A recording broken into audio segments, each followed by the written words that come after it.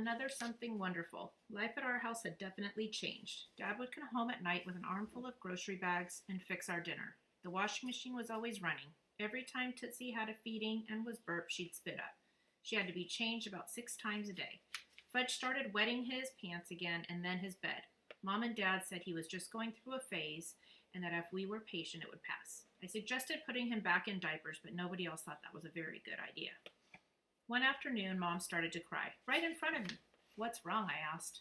"I'm just so tired," she said. "There's so much to do. Sometimes I think I won't be able to make it through the week."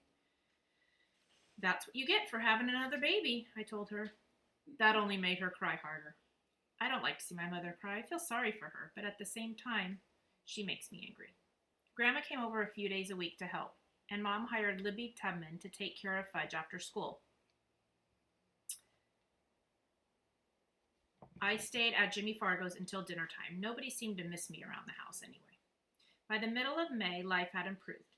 Tootsie was sleeping 4 hours at a clip during the day and even longer at night. Dad and Mom were fixing dinner together, and Mom talked about going back to college to get a degree in art history, which surprised me, because before I was born, she worked as a dental assistant. "Why art history?" I asked. "Because it interests me," she said. "What about teeth? Aren't you interested in teeth anymore?" "Well, yes," Mom said, "but not as much as art history. I think I'm ready for a change." "Isn't having Tootsie enough of a change?"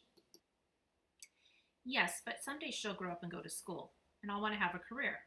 "Oh," I said, not sure what I really understood. On the last day of school, we had a class party with cupcakes and island punch. I drank 8 cups of it. Island punch is my favorite drink. Mom says I'm addicted to it, and I tell her that's right. If you cut me open, you'll find 7 natural fruit flavors running through my veins. After drinking 8 cups in a row, when riding home on the bus, then walking to my building, then waiting for the elevator, then dashing down the hall to our apartment, then digging out the key and unlocking the door, I really had to use the bathroom. I mean, really. But Fudge was already in there, sitting on the toilet, turning the pages of Arthur the Anteater. "Hurry up," I told him, "I've got to go." "It's not good for me to hurry," Fudge said. So I ran into Mom's room, but the door to her bathroom was locked. "Mom," I called, banging on the door. "Can't hear you," she called back. "The shower's running. I'll be out in 5 minutes. Check on Tootsie, would you?" So I ran back to my bathroom, but Fudge hadn't moved. "Come on," I said. "This is an emergency. I drank 8 cups of Island Punch this afternoon." "I drank 2 glasses of Choco." "How about getting off for just a minute?" "It wouldn't be good for me," he said. "Come on, Fudge." "I can't think when you're in here," he said. "What do you have to think about?" "Making." I could have lifted him off, but now that he's stopped wetting, we're all supposed to encourage him to use the toilet. So I ran down the hall again, thinking Tootsie has it easy. She just lets it out wherever and whenever. Then I remembered that my teacher had read us a book about life in England in the 18th century. People used chamber pots instead of toilets way back then. I wish we had an old chamber pot handy. I was getting desperate. I ran into the living room and looked around. We have a big plant over in the corner. It stands more than 5 feet high. Should I wondered. "No, that's disgusting," I thought. "But when you gotta go, you gotta go," I reminded myself. I loosened my belt buckle. As I did, Fudge called, "Okay, Peta, I'm done. You do the flush." Fudge refuses to flush the toilet. He's afraid he'll go down the drain too. But this wasn't the time to try to convince him he was wrong. I raced down to the hall and relieved myself. Fudge watched. He was really impressed. "I never saw so much at once," he said. "Thanks," I told him. That night we were all sitting around in the living room watching TV. I was holding Tootsie on my lap. She let out a soft little sigh. She's a lot like Turtle when she's asleep. I can tell what kind of dream he's having by the noises he makes, and sometimes when he's having a nightmare, he cries out and shakes. Then I pet him until he's calm again. It's the same with Tootsie. She'll be fast asleep, but she'll make these little noises or cry out and wiggle around. Other times she'll work her mouth just like she's sucking on her bottle. I guess she dreams about eating a lot, but the little sighs are my favorites because then I know she's content, and she feels so warm and soft lying on my arms that way that I feel good all over. As soon as the show was over, Dad snapped off the TV, turned to face us, and said, "We have some really good news for your boys." "Oh, no, not again," I said, looking down at Tootsie. Mom and Dad laughed. "Something different this time," Dad said. "Is it interesting?" Fudge said, racing his little cars across the floor. Vroom, vroom, vroom. "Yes, very interesting," Mom said. Well, don't keep us in suspense, I said. Let's hear it. Is suspense like privilege? Fudge asked. No, I told him. Now shut up and listen. I looked at my father. Well, I asked, because their idea of something interesting and my idea of something interesting aren't necessarily the same. We're moving to Princeton, Dad said. We're what? I wanted to jump up, but I couldn't, not with Tootsie on my lap.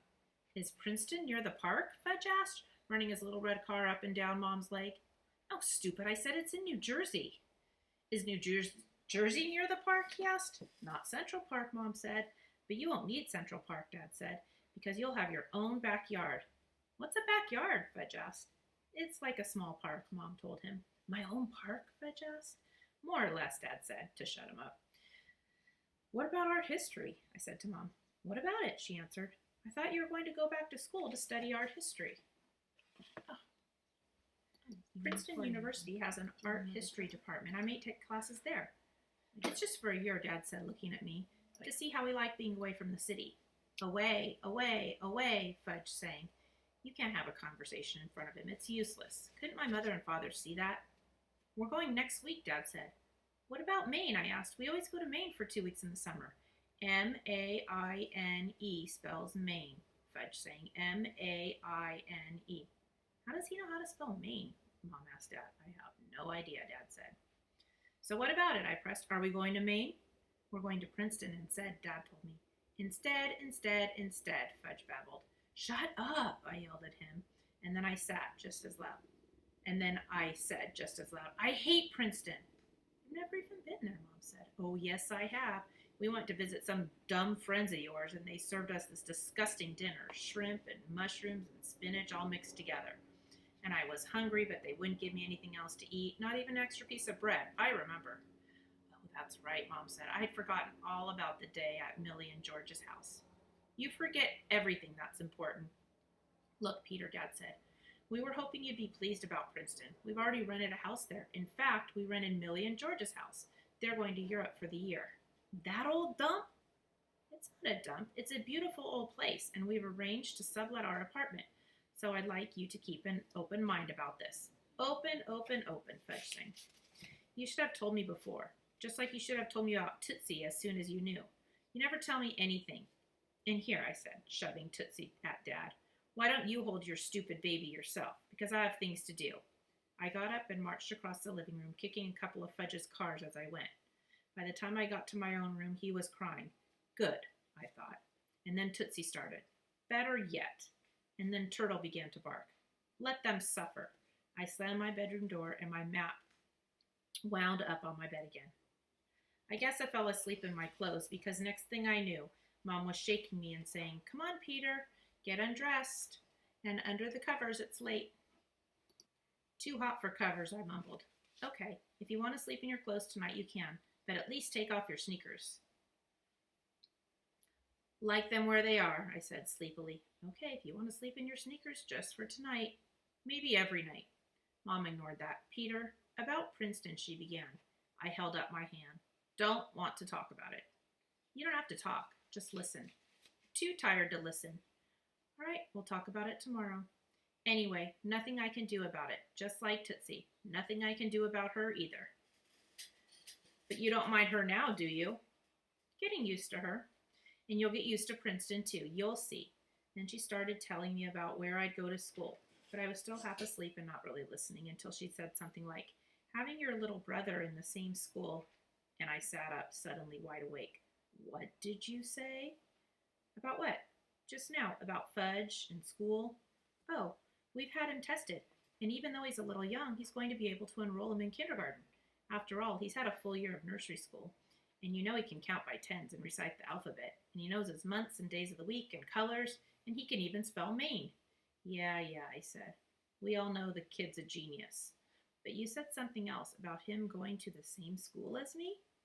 That's right. You'll be in 6th grade and he'll be in kindergarten. Won't that be fun? Fun? That did it. I jumped off the bed and grabbed my Adidas bag. You think it's fun to go to a new school? I don't even know anybody there. And I definitely don't want to go to school with that little monster. You don't understand anything, do you? I opened my dresser drawers and dumped my clothes into the bag. This time I'm really leaving. Peter, honey, Mom said. You can't run away every time you hear something you think you don't like. I don't think it, I know it. Even so, running away doesn't solve anything. Maybe not for you, but it does for me. I tossed in my baseball glove, my favorite jeans, half of my Mad magazines, a few of my smaller maps, and a couple of tapes. Shall I make you a peanut butter sandwich to take along? Mom asked, smiling.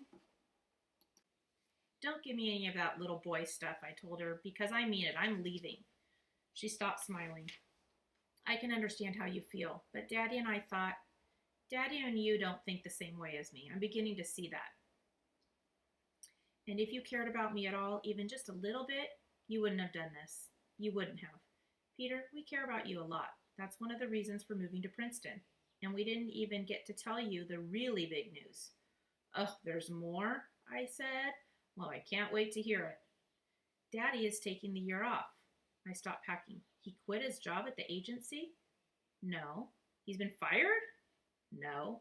Then what? He's taking a leave of absence. Wait, he wants to tell you himself. She went to the door and called. Warren, Warren, can you come in here?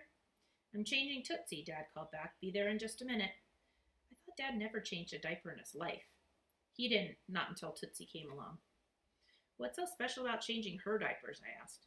Nothing. It's just that Dad realizes he misses out on some of your baby experiences and he doesn't want to make the same mistake again. He's so busy changing Tootsie, he hasn't got time for anyone else. Peter, that's not fair, Mom said. What do you mean about fair? Dad came into my room smelling like baby lotion. I told Peter you have a surprise for him, Mom said.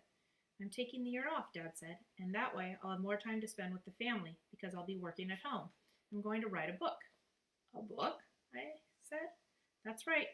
On the history of advertising and its effect on the American people. Couldn't you write something more interesting, I asked? Like a book about a kid who runs away because his parents decide to move without asking him first? Sounds like a good story, Dad said. Maybe you should write it yourself.